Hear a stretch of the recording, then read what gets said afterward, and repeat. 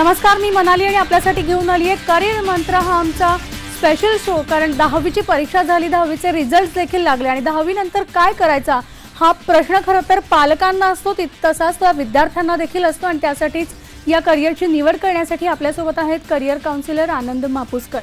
Career मंत्रामध्ये आपलं स्वागत आणि तुम्ही सुद्धा आमच्या या कार्यक्रमात सहभागी होऊ शकता आणि त्यासाठी आमचा नंबर आहे 022668999263।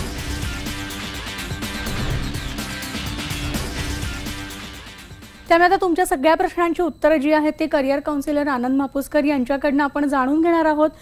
खरं तर आनंदजी, हे जे प्रश्न सगळ्यांना पडलेले आहेत, मुलांपेक्षा खरं तर पालकच खूप चिंताग्रस्त असतात की आपल्या विद्यार्थ्याने आपल्या मुलानं काय करावं आणि ह्या सगळ्या प्रश्नांची उत्तर आपण देणार आहोत। पण आता नांदेडहून एक फोन आहे संतोष जोशी यांचा। संतोष, आपला प्रश्न विचारा। Hello sir. हॅलो, बोला। सर, माझी आता 10वी झाली आणि मला 10वी मध्ये 98% पडले। अरे वा, अभिनंदन। तर मला कॉमर्स घ्यायचंय, तर सेकंड लँग्वेज म्हणून मी आयटी घेऊ का रशियन घेऊ? नाही, सेकंड लँग्वेज म्हणून तुला रशियन घ्यायचे किंवा आयटी म्हणजे तुला इन्फॉर्मेशन टेक्नॉलॉजी हा विषय घ्यायचा आहे की तुला दुसरी अजून कुठली तरी लँग्वेज घ्यायची आहे? तर तेच विचारायचं सर मला पुढे सीए करायचंय, तर त्यासाठी कोणती उपयुक्त ठरेल? नाही, जर का तुला सीए करायचं असेल तर तुझा अकाउंट्स विषय हा महत्त्वाचा आहे आणि तुझं लँग्वेज हा दुसरा आहे। पण तुला असं वाटत असेल की पुढे जाऊन परदेशामध्ये वगैरे सेटल व्हावं, तर त्या दृष्टीने मला वाटतं की तुला जर का ऑप्शन नसेल तर तू फ्रेंच किंवा अन्य कुठली भाषा घेतलीस तरी चालेल, तो उपयोगी आहे। आयटी विषय सुद्धा उपयोगी आहे। तुझ्याकडे अवेलेबल चॉईसेस किती आहेत ह्याचा तू जरा विचार कर आणि त्याप्रमाणे निवड कर।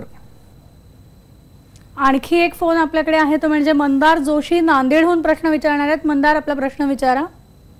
सर, माझी 12th झालेली आहे। आता मी पीसीएम ग्रुप मधून एक्झाम दिलेली आहे सीईटीचं आणि आता पुढे त्यामध्ये मेडिकल इंजिनिअरिंग आणि केमिकल इंजिनिअरिंग याला पुढे काय दिले आहे?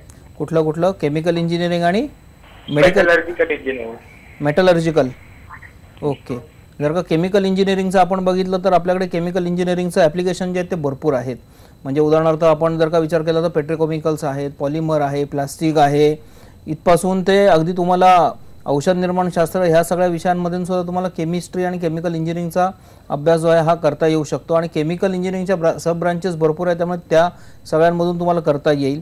मेटलर्जी हा जो विषय आहे हा साधारणतः धातू आणि यांच्याशी रिलेटेड आहे।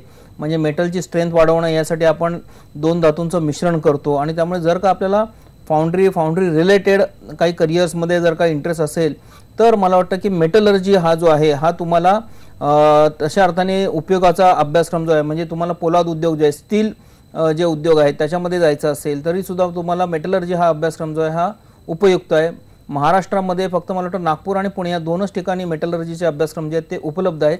केमिकल इंजिनिअरिंगचे अभ्यासक्रम जे आहेत ते बऱ्याच ठिकाणी तुम्हाला उपलब्ध आहेत। साताऱ्याहून आणखी एक फोन आहे वसीम यांचा। वसीम, आपला प्रश्न विचारा। माझा प्रश्न थोडा वेगळा आहे मॅडम।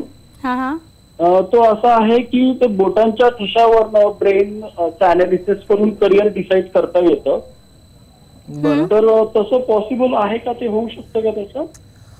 नाही, आता याच्यामध्ये असं आहे की तुमचं ॲप्टिट्यूड मोजण्यासाठी वेगवेगळ्या प्रकारची साधनं वापरतात। त्याच्यामध्ये आता गेल्या काही वर्षांपासून मला वाटतं की हे ब्रेन मॅपिंग वगैरे आलेलं आहे आणि याच्यामध्ये तुम्हाला परदेशातून ते सगळं रिपोर्ट जो आहे हा येतो। आता त्याच्या क्लिनिकल टेस्ट वगैरे झालेले आहेत की नाही याची माहिती माझ्याकडे नाही आहे, पण मला वाटतं की साधारणतः आपण जेव्हा म्हणतो की त्या विद्यार्थ्याचा कल मोजायचा आहे तर त्याच्या बुद्धिमत्ता, त्याच्यामध्ये असणाऱ्या क्षमता, इंटरेस्ट आणि पर्सनॅलिटी याच्या आधारच आपण करत असतो। तर त्यामुळे याचा जर का समावेश त्याच्यामध्ये असेल तर करायला हरकत नाही। अदरवाईज मला वाटतं की आपण दुसरे आपल्या स्थानिक ठिकाणाहून चांगले जे करिअर काउन्सिलर आहेत, ज्यांनी डिप्लोमा कंप्लीट केलेला आहे 1 वर्षाचा, अशा शिक्षकांकडनं तुम्ही करिअर काउन्सिलिंग करून घेतलेलं योग्य राहील। नक्कीच। साताऱ्याहून आणखीन एक फोन आहे डॉक्टर दयानंद पोहर। दयानंदजी, आपला प्रश्न विचारा। नमस्कार सर। नमस्कार, बोला। डॉक्टर दयानंद वर बोलतो सर। बोला ना। म्हटलं वैद्यकीय क्षेत्रामध्ये हे जे डिस्टन्स एज्युकेशन आहे सर, तर वैद्यकीय क्षेत्रामध्ये डिस्टन्स एज्युकेशन आपण काय शिकणार आहे? कुठलं आहे? नाही, कुठलं आहे? उदाहरणार्थ कुठलं आहे?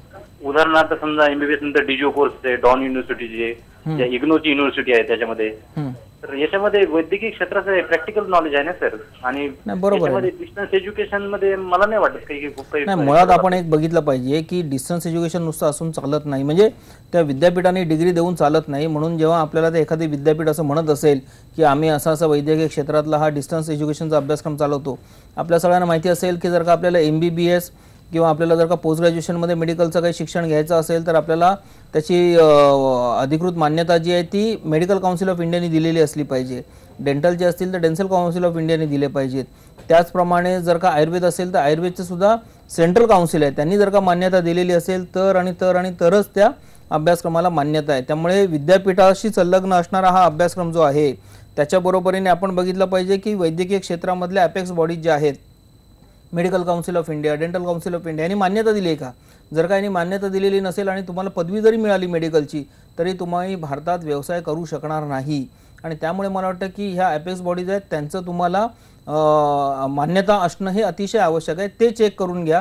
मला वाटतं की प्रॅक्टिकल शिवाय ते देणार नाहीत आणि त्याची जर का मान्यता नसेल तर तो कोर्स करायला अर्थ नाही. अगदीच आपण पाहतो आनंदजी, इतके फोन कॉल खरं तर येत आहेत कारण प्रत्येकाला इतकी चिंता सतावती, सगळे संभ्रमात आहेत की नक्की काय करावं. नाशिकहून एक फोन आहे विकास धुमाळ यांचा. विकास, आपला प्रश्न विचारा. Hello sir. हां बोला. हॅलो, आमची भाची आता 10वीला पास झाली, 60% मार्क पडले तिला. बरं. तर आपले हे जे आपलं डिप्लोमाचं आहे तर कुठलं कॉलेजला, म्हणजे कॉलेजची माहिती कसं काय मिळालं आपल्याला? नाही, बरोबर. आता जर का आपल्याला डिप्लोमा जायचा असेल तर म्हणजे साधारणतः 11वीचे ॲडमिशन आपल्या सगळ्यांना माहिती असतात, पण त्याच्याबरोबरीनेच डिप्लोमा म्हणजे इंजिनिअरिंगचे डिप्लोमा जे आहेत ते 3 वर्षाचे आपल्याला उपलब्ध आहेत. जवळपास 70 विषयांमधले अभ्यासक्रम उपलब्ध आहेत आणि त्यासाठी जवळपास 450 संस्था ज्या आहेत ह्या महाराष्ट्रातल्या इंजिनिअरिंगचा डिप्लोमा देतात. आणि त्याची जर का सर्व एकत्रित माहिती जर का तुम्हाला पाहिजे असेल तर तुम्हाला msbt.com नावाची वेबसाईट आहे, म्हणजे Maharashtra state board of technical एज्युकेशनची ती वेबसाईट आहे, तिथून आपल्याला मिळू शकेल. किंवा डायरेक्टर टेक्निकल एज्युकेशनची जी वेबसाईट आहे dtmaharashtra.gov.in नावाची, तर ह्या वेबसाईटवरून सुद्धा मिळेल. आणि ह्या सगळ्या पॉलिटेक्निकचे ॲडमिशन सेंट्रलाइज होतात. जसं 11वीचे ॲडमिशन सेंट्रलाइज काही शहरांमध्ये होतात तसं या पॉलिटेक्निकचे सगळ्या महाराष्ट्रातले ॲडमिशन जे आहेत ते सेंट्रलाइज होतात. आणि त्यामुळे या वेबसाईटवर तुम्हाला सगळी डिटेल माहिती असेल. ती माहिती घेऊन मला वाटतं की आपण डिप्लोमा इंजिनिअरिंगचा अभ्यासक्रम जो आहे तो केला तरी अतिशय उत्तम पर्याय आहे. आणखीन एक फोन आहे नाशिकहून नितीन लोखंडे यांचा. नितीन, आपला प्रश्न विचारा. हॅलो, नमस्कार सर. हां नमस्कार, बोला. सर, मला एक प्रश्न असा विचारायचा होता की माझा मुलगा आहे, त्याने डिप्लोमा केलेला आहे मुंबईला, आपलं कोपरगावला डिप्लोमा केलेला आहे, आता तो डिग्री करतोय. बरं. मुंबईला, आणि त्याचं 2nd इयर वायडी गेलेलं आहे. आणि आता त्यांनी परीक्षा दिली आहे 2nd इयरची, आता तो 3rd इयरला जाईल, त्याला ऍडमिशन भेटेल. चार्जेसला त्याचं कॉलेज चालू होते. याच्या शिक्षणाच्या व्यतिरिक्त दुसरं अजून काही आहे का बाकीचे दुसरे काही कोर्सेस वगैरे? कुठल्या ब्रांच मधून तो करतोय इंजिनिअरिंग? तो इलेक्ट्रिकल इंजिनिअरिंग करतोय सर. इलेक्ट्रिकल इंजिनिअरिंग करतोय. बरं. आता इलेक्ट्रिकल इंजिनिअरिंग जर का असेल, मला वाटतं की आता सुरुवातीला तर त्यांनी आपलं बॅचलर डिग्री घेण्याच्या मागे लागावं. बॅचलर ऑफ इलेक्ट्रिकल इंजिनिअरिंग त्यांनी कंप्लीट करावं. ते कंप्लीट केल्यानंतर, ते पूर्ण केल्यानंतर मला वाटतं की अनेक, म्हणजे उदाहरणार्थ आपल्याला इलेक्ट्रिसिटीचं सुद्धा ऑडिट करणं वगैरे सारखे जे छोटे छोटे अभ्यासक्रम असतात, तर ते अभ्यासक्रम करून मला वाटतं की ह्या अभ्यासक्रमाला पूर्ण आहे, म्हणजे एनर्जी ऑडिट करणं वगैरे सारखे छोटे छोटे कोर्सेस उपलब्ध आहेत, ते अभ्यासक्रम करावेत. त्यांनी जर का त्याला पुढे मास्टर इन इंजिनिअरिंग करायचं नसेल आणि हे अभ्यासक्रम करून सुद्धा त्याला नोकरी जी आहे ही त्याला उपलब्ध होऊ शकते. त्याचप्रमाणे मर्चंट नेव्हीमध्ये इलेक्ट्रिकल ऑफिसरचा एक जॉब असतो. त्यांनी जर का BE इलेक्ट्रिकल कंप्लीट केलं तर त्याला इलेक्ट्रिकल ऑफिसरचा सुद्धा जॉब जो आहे तो ट्रेनिंग घेऊन आपल्याला त्या ठिकाणी जाता येऊ शकेल. नक्कीच आनंदजी, ही चर्चा जी आहे अशीच चालू ठेवणार आहोत. तुमचं मार्गदर्शन जे आहे ते खरं तर या विद्यार्थ्यांना आपण देणारच आहोत. पण आता वेळ झाली एका ब्रेकची.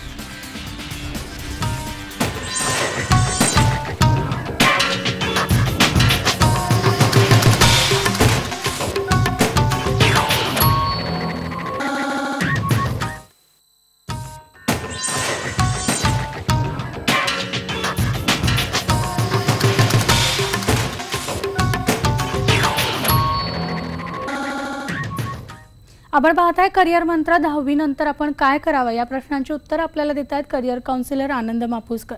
सर, जसं आपण पाहिलं एकतर आत्तापर्यंत जे प्रश्न आलेत, प्रत्येक विद्यार्थ्याला काहीतरी करायचं, आपलं करिअर घडवायचं, पण त्यासाठी त्याच्या मनात काही वेगळं सुरू आहे, त्याच्या समोर काही ऑप्शन्स वेगळे आहेत आणि घरच्यांचं काहीतरी वेगळं म्हणणं आहे. मग अशा वेळेला त्या विद्यार्थ्यांना काय करायचं? मला वाटतं की असं अनेक वेळेला होतं, कारण पालकांना अनेक वेळेला नवीन नवीन संधी जी आहेत त्याच्याबद्दल माहिती नसते आणि त्यामुळे पालक म्हणतात की तू आधी डिग्री कंप्लीट कर आणि नंतर जा.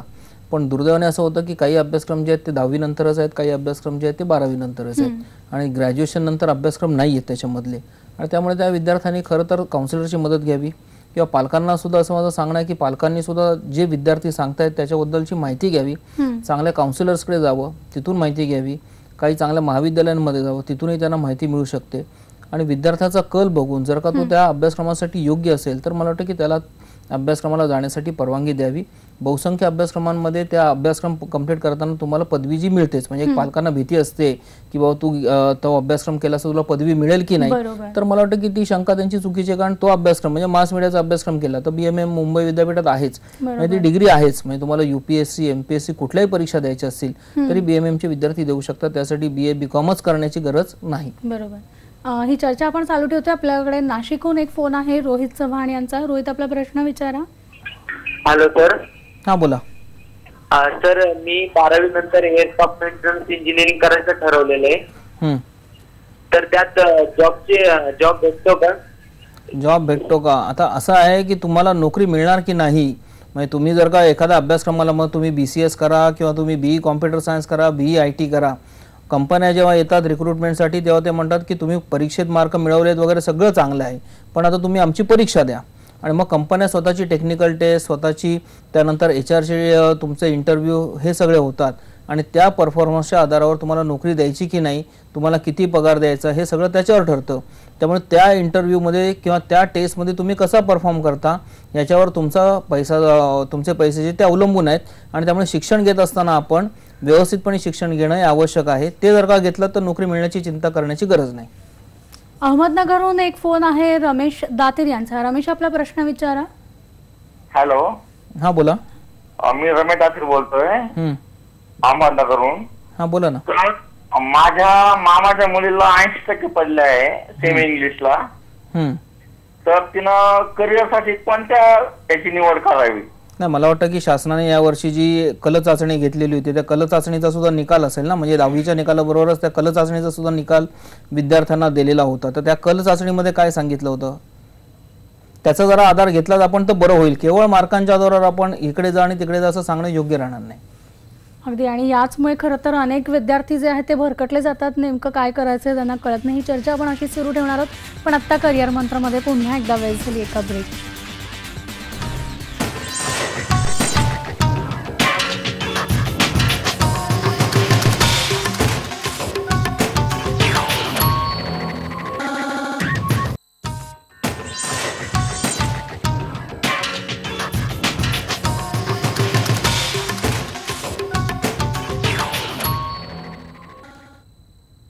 आपण पाहताय करिअर मंत्र 10वीचे निकाल तुमचे लागलेले आहेत, त्यामुळे 10वी नंतर काय करायचं किंवा जे एक्झाम देणार आहेत त्यांची देखील परीक्षा खरं तर जुलैमध्ये होती आणि त्यांच्यासाठी सुद्धा पुढे करिअरच्या वाटचाली काय असणार आहेत यासाठी करिअर काउन्सिलर आपल्यासोबत आनंद मापुसकर आहेत.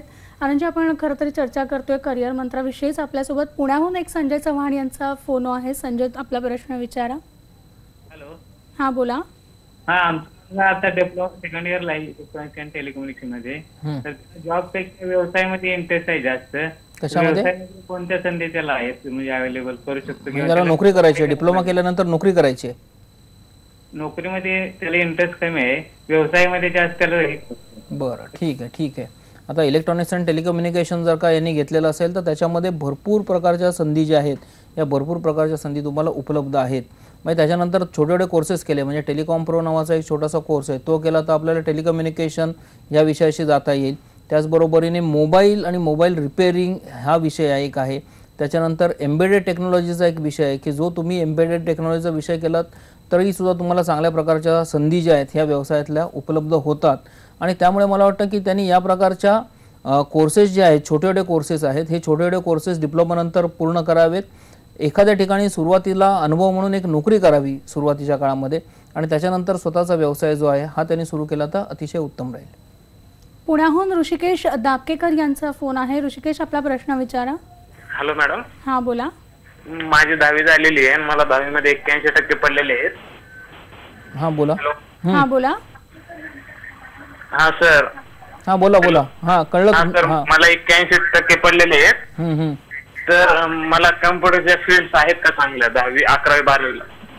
11वी 12वीला तुम्हाला कॉम्प्युटरच्या फील्ड जर का पाहिजे असतील, म्हणजे तुम्हाला कुठल्या दिशेने बघताय ते बघा. म्हणजे तुम्हाला जर का डायरेक्टली कॉम्प्युटर इंजिनिअरिंगचा वगैरे कोर्स करायचा असेल तर 10वी नंतर इंजिनिअरिंगचा डिप्लोमा आहे. त्या इंजिनिअरिंगच्या डिप्लोमामध्ये तुम्हाला डिप्लोमा इन IT किंवा डिप्लोमा इन कॉम्प्युटर सायन्स हा करून तुम्हाला 3 वर्ष डिप्लोमा अभ्यासक्रम जो आहे तो पूर्ण करता येईल. तुम्हाला हार्डवेअर रिलेटेड काही करायचं असेल तर तुम्ही ITI इंडस्ट्रियल ट्रेनिंग इन्स्टिट्यूटच्या अभ्यासक्रमासाठी प्रवेश घ्या आणि तिकडूनही करू शकता. किंवा MCVC जे आहेत 11वी 12वी वोकेशनल जे आहेत, हे 11वी 12वी वोकेशनलमधून सुद्धा तुम्हाला कॉम्प्युटर सायन्स तुम्हाला शिकता येऊ शकेल. किंवा 11वी 12वी सायन्स करायचं किंवा 11वी 12वी arts commerce science with mathematics केलं तुम्ही तर पुढे तुम्हाला मुंबई विद्यापीठामध्ये तुम्हाला त्याच्यासाठी BSc IT नावाचा अभ्यासक्रम आहे कॉम्प्युटर सायन्समधला, तो तुम्हाला करता येऊ शकेल मुंबई. आणि त्याच्या व्यतिरिक्त तुम्हाला BCA नावाचे अभ्यासक्रम आहेत अन्य विद्यापीठांमध्ये, तर ह्या अभ्यासक्रमांना प्रवेश मिळता येईल. म्हणजे लगेच करायचं असेल तर डिप्लोमा घ्या, नाही तर मग 11वी 12वी विथ मॅथमॅटिक्स करा आणि त्यानंतर तुम्हाला BSc IT किंवा BCA हे अभ्यासक्रम तुम्ही करू शकाल. खरं तर इतके ऑप्शन्स आनंद तुम्ही दिलेले आहेत त्यामुळे थोडंसं तरी त्यांना रिलीफ मिळालं असेल नक्की आपलं जो मार्ग जो आहे, जी दिशा जी आहे ती आपण कोणती निवडावी. पण जर एक टिप द्यायची झाली अगदी थोडक्यात, जर आपल्याकडे वेळ खरं तर कमी आहे, तर या विद्यार्थ्यांना जर काही टिप द्यायची असतील काही या इतक्या सगळ्या फॅकल्टीजमधनं नेमकं कोणतं आणि कसं निवडावं तर तुम्ही काय सजेस्ट? मला असं वाटतं की स्वतःला ओळखून त्यांनी आपलं करिअर जे आहे ते करिअर नक्की केलं पाहिजे. प्रत्येक फील्डमध्ये आज स्कोप आहे किंवा प्रत्येक फील्डमध्ये आज व्यवसायाच्या आणि रोजगाराच्या संधी उपलब्ध आहेत. फक्त त्याच्यामध्ये पैसे कोण मिळवेल की जो ते चांगलं काम करेल तो. तुम्ही जर का त्या कामासाठी योग्य असाल तेच फील्ड मला वाटतं निवडलं पाहिजे आणि त्याच्यामध्ये आपल्याला भरपूर करिअरच्या संधी उपलब्ध आहेत. त्यामुळे त्याच्यावर विश्वास आपण नक्की ठेवला पाहिजे. आनंद तुम्ही आलात आणि या सगळ्या विद्यार्थ्यांना खरं तर मार्गदर्शन केलं त्याबद्दल आपले धन्यवाद. आणि यानंतर करिअर मंत्र या आपल्या कार्यक्रमामध्ये आता वेळ झाली इथेच थांबण्याची. IBN लोकमतवर बातम्यांचा ओघ जो आहे तो असा सुरू राहणार आहे, तेव्हा तुम्ही पहा फक्त IBN लोकमत.